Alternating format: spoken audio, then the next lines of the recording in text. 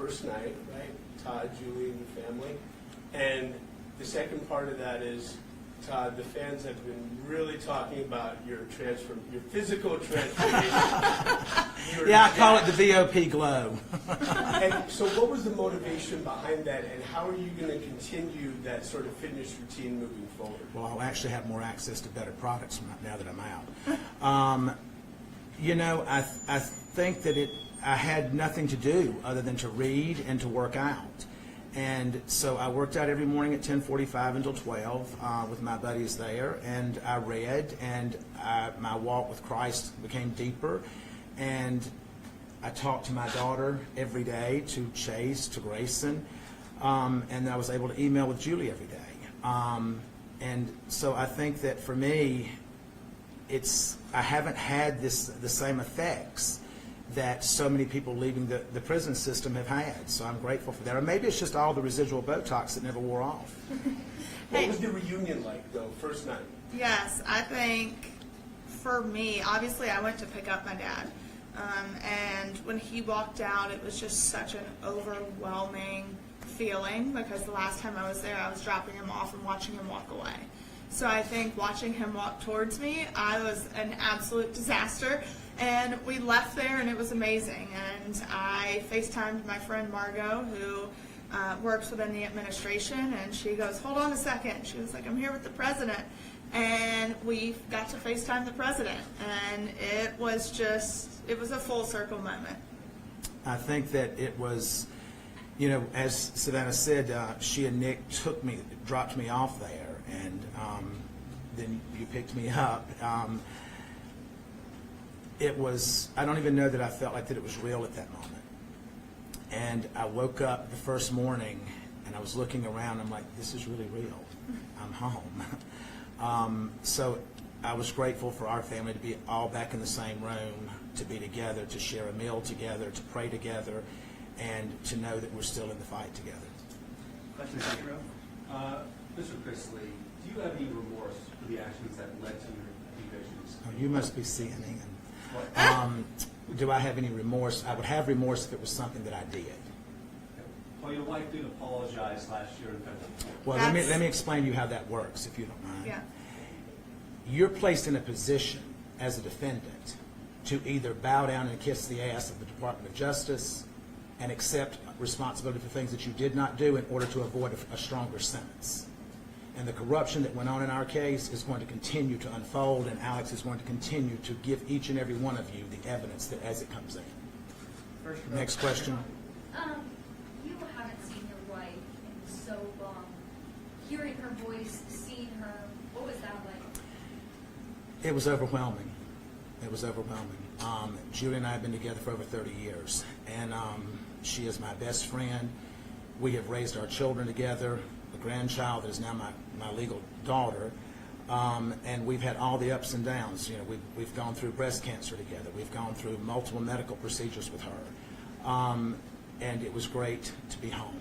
No matter where that is, as long as she's there, it's home. That question up here. Hey guys, well, welcome home, Todd. Thank you so You're much. welcome. I know this has been a big journey for you and for you, Savannah.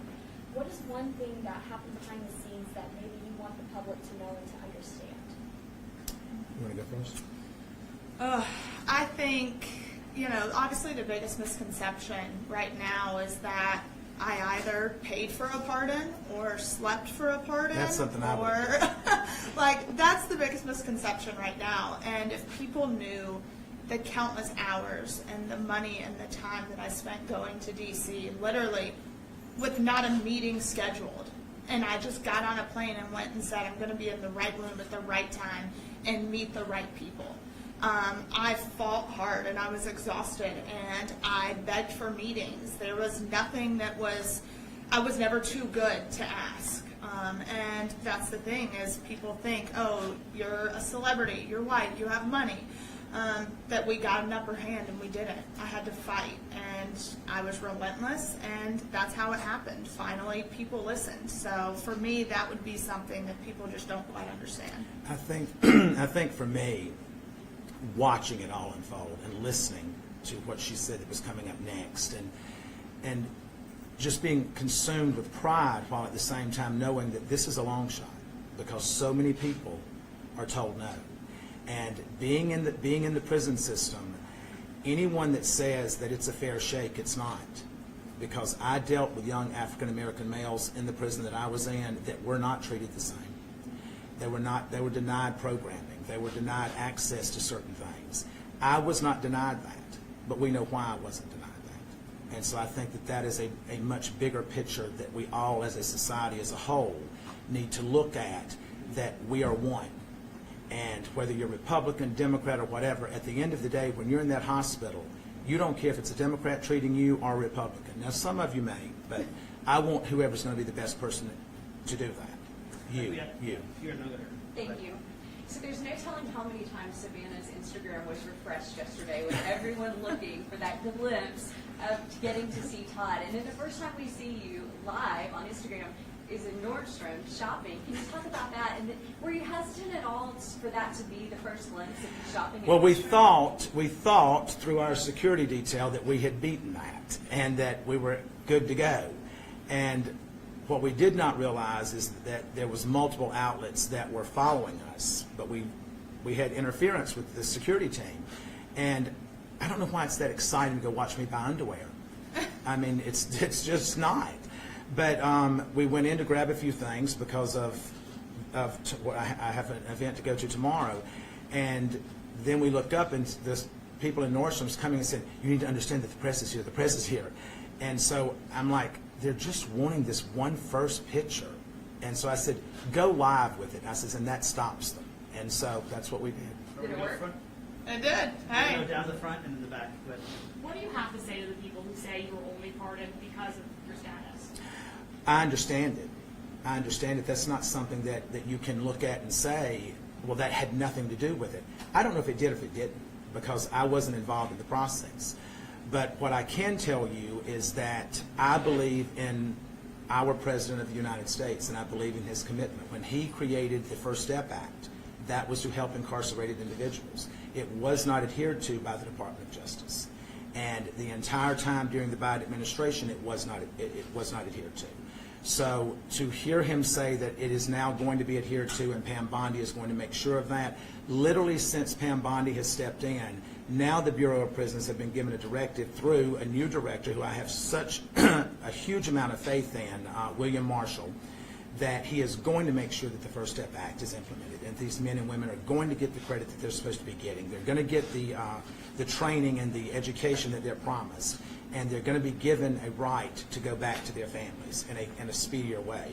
So I do understand that, and if that's the case, I don't know how to address the fact that if it is the case, but I'm grateful to God for whatever reason it was that we were able to obtain it. far in first.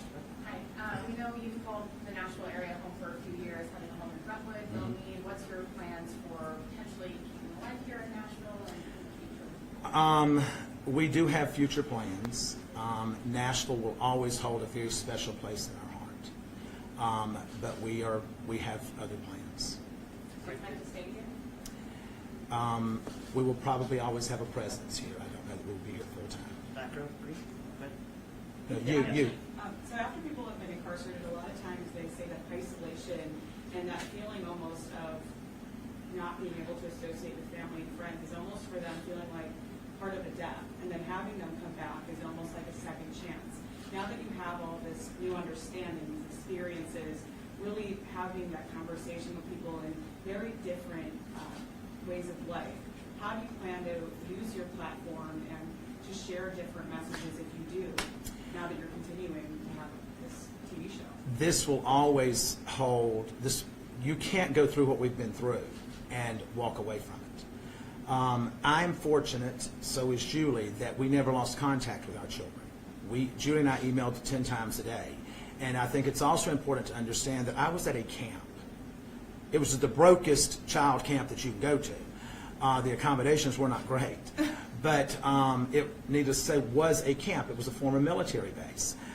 So we had free access to walk, and we had a track and a weight pile, and we had things that we could do.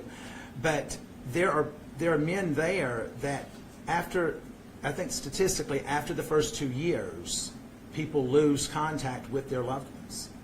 And that I can't even imagine how that must feel, but at the same time, I think that we at this point, God has said, when you know better, you do better. And it's our job at this point to expose all of that and to try to make those men and women's lives better if we can. And that's what I plan to do.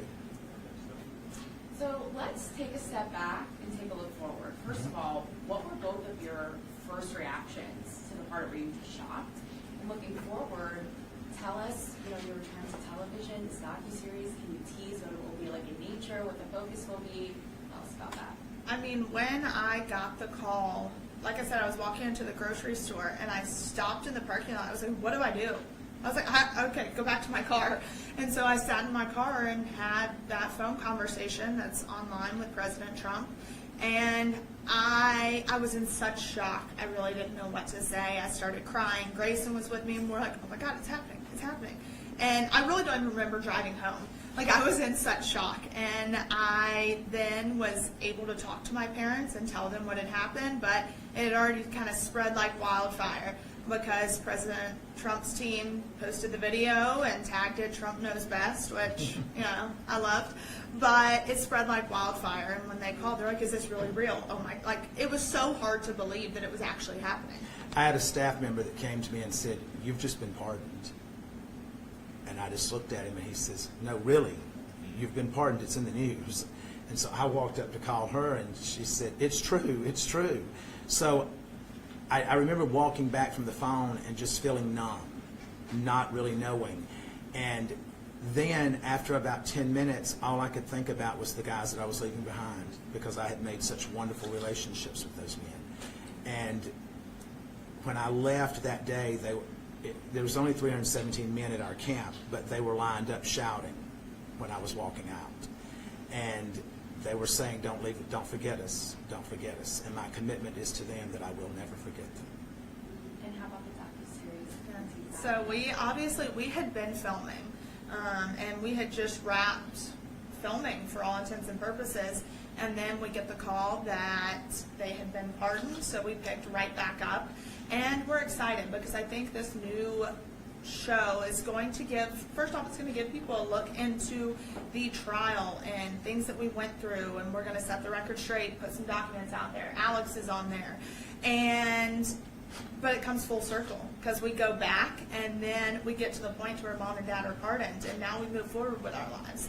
And I know for me personally, now I get to be a normal 27-year-old, almost 28. And so my goal, it's like we were talking last night, it's like I'm traveling to 30 countries by the time I turn 30. But going to D.C. is going to be, I will be there a lot more because now I hope to work with the Federal Bureau of Prisons and Billy Marshall and help them expose the corruption because he has vowed to hold people accountable if there has been abuse and corruption to occur. So I am extremely excited for that, to work with some organizations, put bills in front of Congress, especially for women who are incarcerated. So that's kind of our goal. And then obviously they've already got all the offers rolling in, so it's going to make life so much easier. You'll see him on quite a few different shows, I have a feeling. So one more question, and then I think Can Todd confirm that you will be a part now of the second portion of the series? We are. yeah. Yeah, we started filming literally the night that we got home. As soon as we got home. So I think with this new series, you will see the first time he and mom see each other for the first time. Last question. Let her have this question. So I understand you're saying you were wrongfully convicted and that information will come out, but my question is, so, it was under the first Trump administration when the investigation happened and the charges, so how can it be political? Well, if you will look at the individuals that prosecuted this case and that lied to the courts, and these prosecutors are no longer with the U.S. Attorney's Office. Tommy Krepp left and is now at the FDIC. Annalise Peters, she is now with Meta. You don't go to Meta and give up a career as a prosecutor. That's not what you do. You don't go to the graveyard of the FDIC when you're trying to build a career as a defense attorney. So I also think it's very important to note that it took 7 years to issue a formal indictment. Exactly. So the investigation was going on for almost a decade. And when you look at it, our judge was the youngest African-American female appointed by Obama. So she allowed so many things to come into trial with the Fourth Amendment violations, and magistrate judge ruled that all the evidence must be thrown out because it was obtained illegally. So we don't know if stuff was planted. Mark Braddock was involved. He got full immunity from the government. So the whole trial was just messy and tainted. And when the magistrate judge ruled the evidence was not allowed in, the Obama-appointed judge said, nope, I don't care. We're allowing it all in. And with an email that said, we need to catch a big fish. And the response was, well, Todd Chrisley is the biggest fish in Atlanta right now. And I think it's also important to note that the Office of Inspector General ruled in our favor in their documents, that in their investigation, that stated, we agree that the Chrisleys were unfairly targeted. We substantiate Due to their celebrity status. Yes, we substantiate the Chrisley's claims that they were unfairly targeted. So at the end of the day, I will sit and say, as his daughter, I believe in law and order. If I believe that my parents did exactly what they were accused of doing, then yes, you have a consequence You have for a it. consequence for it. Do I think the consequence should have been 12 years? No, I do not. That's not even a fair sentence if it was true. But I know in my heart of hearts it was not true. I caught these prosecutors in so much misconduct, speaking to the judge, having ex parte communications.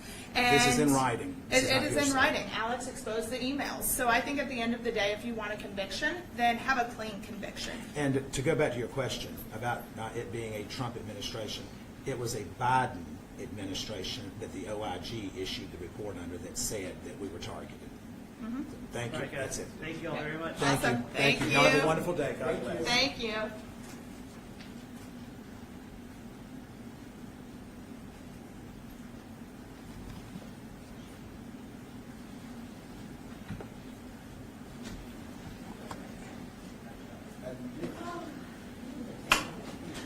Thank y'all for coming. If you guys need anything, I can give you a card or my email, phone number, whatever y'all need. I'm here to help. Thanks.